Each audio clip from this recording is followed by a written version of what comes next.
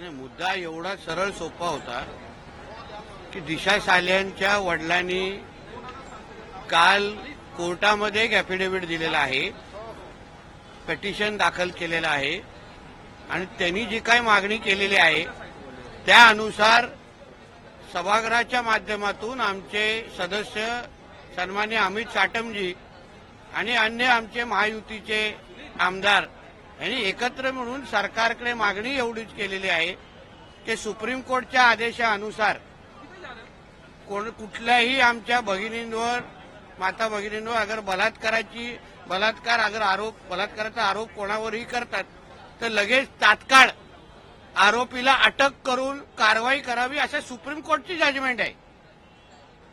अगर राज्यामध्ये देशामध्ये एका सगळ्या जणांना तो अगर न्याय लागतो, मग ज्यांची नावं दिशा साल्यांच्या वडिलांनी घेतलेली आहे की ह्यांनी माझ्या मुलीचा सामूहिक बलात्कार करून खून केला असा अगर आरोप ह्या लोकांवर झालेला आहे तर सुप्रीम कोर्टच्या त्या जजमेंटप्रमाणे अन्य लोकांना जो काही न्याय लागतो तोच ह्या तिघांवर लावावा एवढीच मागणी सभागृहाने केली. आणि त्या अनुसार गृहराज्यमंत्री आमचे योगेश कदमजींनी सकारात्मक पद्धतीने की सरकार म्हणून आम्ही कोणालाही पाठीशी घालणार नाही, कोणाचेही राजकीय दबाव सहन करणार नाही अशी भूमिका सरकार म्हणून आम्ही तिथे समोर नोंदवलेली आहे. पण यालाच आपलेच आमदार म्हणजे सत्ताधारी आमदार संजय गायकवाड म्हणतात की याआधीच एकदा चौकशी झालेली आहे, या चौकशीतही फार काही मिळेल अशी अपेक्षा नाही. ठीक आहे, ते त्यांचं वैयक्तिक मत आहे. आपण प्रत्येकाला आपलं वैयक्तिक मत आहे, कोणाला किती ह्या केसची माहिती आहे हा संशोधनाचा विषय आहे, म्हणून त्यांना त्यांचं वैयक्तिक मत मांडण्याचा अधिकार आहे. एसआयटीने आपल्याला समन्स बजावलं होतं की काही पुरावे असतील तर आपण त्यांच्याकडे जाऊन सादर करावे किंवा माहिती द्यावी, पण आपण तिकडे गेलेला बरोबर. तर तुम्हाला पुढचं मी काय पत्र दिलं त्याची माहिती आहे का? नाही सांगितलं माहिती आहे तर द्या माझ्याकडे. तुम्ही त्याची माहिती मी एसआयटीच्या प्रमुखांना अर्धवट माहितीवर तुम्ही प्रश्न विचारता, अर्धवट माहितीवर तुम्ही तुमचं चॅनल चालवता, ह्याच्यावर माझा आक्षेप आहे. काय माहिती हा, कारण का तुम्ही पत्रकार म्हणून सगळ्या गोष्टीची तुम्हाला माहिती असणं हे बंधनकारक आहे. मुळामध्ये एसआयटीच्या प्रमुख म्हणून एसआयटीमध्ये चिमाजी आप्पा नावाचा एक अधिकारी होता, जो चिमाजी आढाव चिमाजी आढाव नावाचा एक अधिकारी होता, तो त्या केसमध्ये इन्व्हॉल्व होता. जेव्हा ती केस झाली आमच्याकडे माहिती आहे की तो त्या केसमध्ये त्यांनी सगळा कव्हरअप करण्यामध्ये मदत करत होता. तर मी एवढेच पत्र लिहिलेलं की बा तुम्ही मला इन्क्वायरीसाठी कोणासमोर बोलवताय, तो जो ज्याच्यावर आम्हाला संशय आहे त्याच्या समोरच आम्ही जाऊन माझी माहिती द्यावी, पुरावे द्यावे, जेणेकरून तो उचलणार आणि आरोपीला देऊन टाकणार. ही माहिती आहे का तुमच्याकडे? अर्धवट माहितीच्या जोरावर मग आपल्या बातम्या चालवणार आणि टीआरपी वाढवणार नेहमीसारखं. पण या वेळेला एक मागणी अशी येते की पहिलं अटक करा आणि मग चौकशी. कारण का सुप्रीम कोर्टचा तो जजमेंट आलेला आहे, म्हणून आपल्याला तरुण पत्रकार म्हणून आपल्याला मी विनंती करतो थोडा आपला अभ्यास वाढवावा है ना. थोडे कायद्याचा अभ्यास आपणही करावा. आम्ही पण तरुण राजकारणी म्हणून जेव्हा आम्ही सभागृहात आलो तेव्हा आम्ही कायदे, नियम, आयोग सगळ्याचा अभ्यास केला, जेणेकरून सभागृहामध्ये किती बोलायचं, काय बोलायचं हे आम्हाला कळतं. प्रत्येकाने आपल्या आपल्या पद्धतीने थोडा कायद्याचा अभ्यास केला. आता त्याचा उल्लेख मी सभागृहामध्ये केलं की बाबा जजमेंट आहे सुप्रीम कोर्टचं, कोणावरही अगर विनयभंगाचा किंवा बलात्काराचा आरोप झाला किंवा कोणावरही होईल तर पहिल्या त्याला अटक करायला लागतं आणि त्याची चौकशी करायला लागते. अगर अन्य लोकांना तो न्याय लागतो तर मग ज्यांची 3 नावं काल दिलेली आहेत तिच्या वडिलांनी दिशा साल्यांच्या, मग त्यांना अटक करून चौकशी करावी असं सभागृहाने गृह खात्याच्या राज्यमंत्र्यांकडे मागणी केलेली आहे. त्यानुसार ते निर्णय घेतील. तिघांना अटक केली जाईल. कायदा आहे, कायद्यानुसार तिथे आहे. तर त्याचा हा प्रश्न तुम्ही पायतर बाजून साठवून ठेवा, योगेश कदमजींना विचारा, तुमच्या जवळचे आहेत. त्यावेळेला तत्कालीन घटना घडली त्यावेळेला तत्कालीन सरकारचा दबाव होता. स्पष्ट आहे ना, स्पष्ट आहे. कारण का देशामध्ये देश आपला कायद्याने चालतो आणि कायद्यानुसार अगर तुम्ही उर्वरित लोकांना एक कायदा लावत असाल आणि एकाच व्यक्तीसाठी अगर कायदा मोडून ते पण माता भगिनींबद्दल आमच्या लाडक्या बहिणीने आमचं हे राज्य आणलेलं आहे, म्हणून त्यांना सुरक्षा देणं हे आमचं काम आहे. म्हणून असे जे काही चित्रपटामध्ये शक्ती कपूर जसे असतात ना, ते अगर इकडे तिकडे अगर फिरत असतील ना कलानगर आणि या परिसरामध्ये, त्यांना तात्काळ अटक करायला पाहिजे. माता भगिनींना सुरक्षित वाटलं पाहिजे. जी 10 मिनट के लिए स्थगित की गई है दिशा सालन के मुद्दे पर. काफी अग्रेसिव आप लोग वहां पर नजर आए सदन में. हमारा सब लोग का मुद्दा इतना ही था. हमारे अमित चाटम जी जो हमारे एमएलए है बीजेपी के, उन्होंने ये विषय उठाया. उन्होंने ऐसी मांग की है कि कल दिशा सालियान के पिताजी ने जो एक एफिडेविट क्रिमिनल एफिडेविट पिटीशन दाखिल किया है, उसके अंदर जो उन्होंने नाम लिए हैं 3 जनों को, तो उनको उनकी चौकसी होनी चाहिए, इंक्वायरी होनी चाहिए. उनको विश्वास बैठ गया है कि उनके बेटी का गैंगरेप करके उनके ऊपर मर्डर हुआ है, ऐसा उनका विश्वास बैठ गया, जो उन्होंने सब जगह टीवी पे कहा है. तो उसके अनुसार सरकार ने उसका दखल लेना चाहिए और कार्रवाई करना चाहिए. इतनी भूमिका सभागृह ने सरकार के सामने रखी है. एसआईटी को लेकर आपके कुछ कंसर्न हैं जो जांच अधिकारी तो हैं, अभी उनको आप 1 साल का प्रश्न वापिस पूछ रहे हैं. आप लोग को जब जब याद आता है, जब आपको कोई बोलता है, वैसे वैसे आप लोग हम लोग को सवाल पूछते हैं. मैं 1 साल पहले जब एसआईटी गठन हुई थी, तभी ही मैंने बोला था कि ये एक चिमाजी आड़ाव नाम का जो अधिकारी है वो गलत है. वो केस में कवर अप में इन्वॉल्व था, ऐसा मेरी मालूमात है. उसको एसआईटी में मत रखिए, ऐसे मैंने खुद मुंबई सीपी को और अन्य लोगों को पत्र लिखा था. अब उस बारे में अगर आपको लेट मालूमात हुआ तो मेरी गलती नहीं है. नितेश जी, सबसे बड़ा सवाल ये है कि दिशा साली पिता सतीश साली ने रिट पिटीशन फाइल की सीबीआई जांच की मांग की है. हाई कोर्ट मॉनिटर्ड हाईकोर्ट में। सीबीआई जांच. लेकिन आपकी सरकार पर इतनी पावर है कि आप लोग इसको एट अर्जेंट आप सीबीआई की मांग कर सकते हो, सीबीआई जांच कर सकती है. तो क्या आप कोर्ट का आदेश का आप वेट करेंगे कि खुद ही सरकार इस पर ऑर्डर करेगी सीबीआई वो अभी हमारे सरकार के प्रमुख क्या निर्णय लेते हैं वो आप उनको पूछना चाहिए. आरोप काफी गंभीर है. रेप के चार्जेस में आप कह रहे हैं कि पहले उनको गिरफ्तार किया जाए फिर क्योंकि सुप्रीम कोर्ट का कानून वैसा कहता है. सुप्रीम कोर्ट का जजमेंट है, जिसके ऊपर भी रेप का चार्ज हो, आरोप हो, उसको तुरंत पहले अरेस्ट करना चाहिए और फिर उसकी इंक्वायरी करनी चाहिए. देश भर में ऐसा ही कानून है. एक व्यक्ति के लिए तो वो कानून बदल नहीं सकते ना. तो संबंधित लोकप्रतिनिधींनी राजीनामा दिला पाहिजे अशी देखील तुम्ही मागणी. हा, कारण का तो अगर आमदार असेल तो दबाव आजही आणू शकतो. तेच दिशा सालियांच्या काल वडिलांनी सांगितलेलं आहे की आमच्यावर दबाव आणला गेला, किशोरी पेडणेकरला आमच्याकडे पाठवलं गेलं, त्यांच्याकडून राजकीय दबाव होता. मग असा व्यक्ती अगर आमदार असेल तर उद्या तो कुठल्याही पद्धतीने काही प्रयत्न करू शकेल. म्हणून अशा कलंकित व्यक्तींना नैतिकतेच्या आधारावर, आता नैतिकता किती आहे हे आम्हा लोकांना विचार, आम्ही 39 वर्ष राहिलेलो आहे, नैतिकतेचं न पण नाही आहे तिथे, पण अपेक्षा ठेवायची आपण थोडी.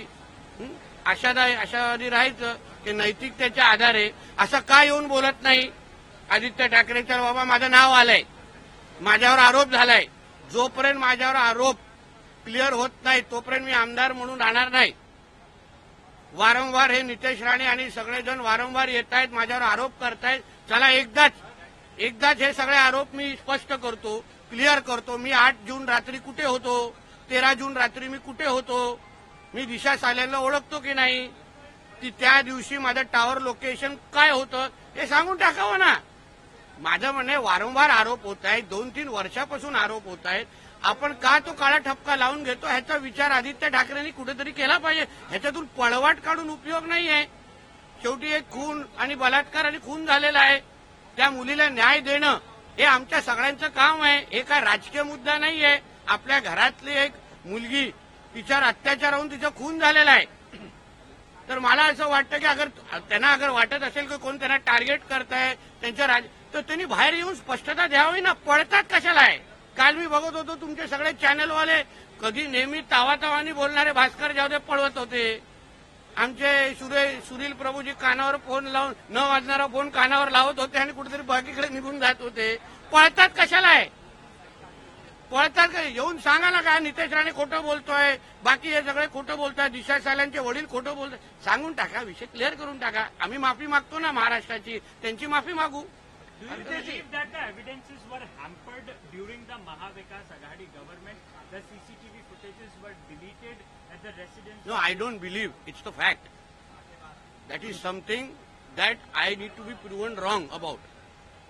Why was there a difference in the postmortem report? Yesterday her pictures were displayed everywhere.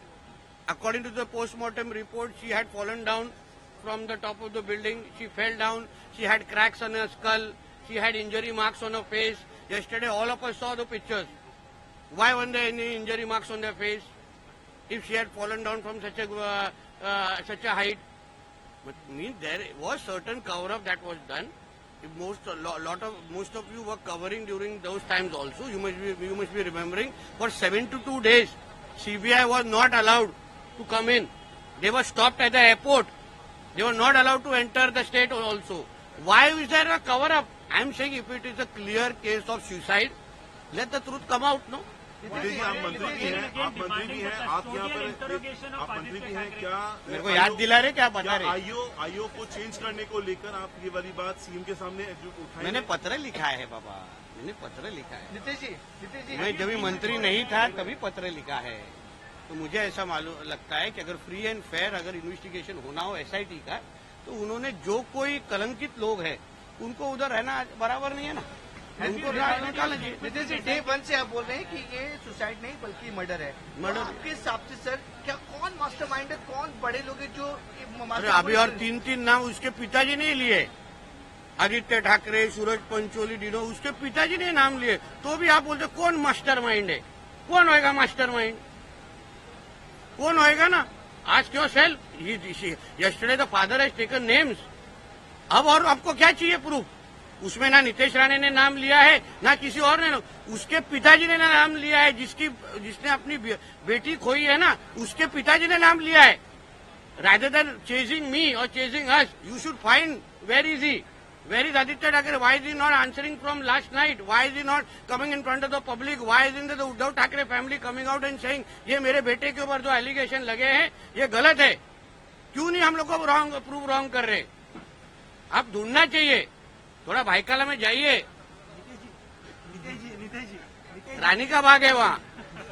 अब गलत जगह ढूंढते इसलिए आपको मिलता नहीं है आदमी। इस मुद्दे पर कई आदमी नहीं मतलब नीतीश जी, इस मुद्दे पर उद्धव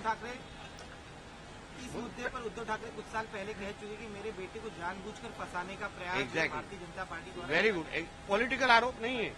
उसके खुद के पिताजी भी अभी गलत बोल रहे हैं क्या?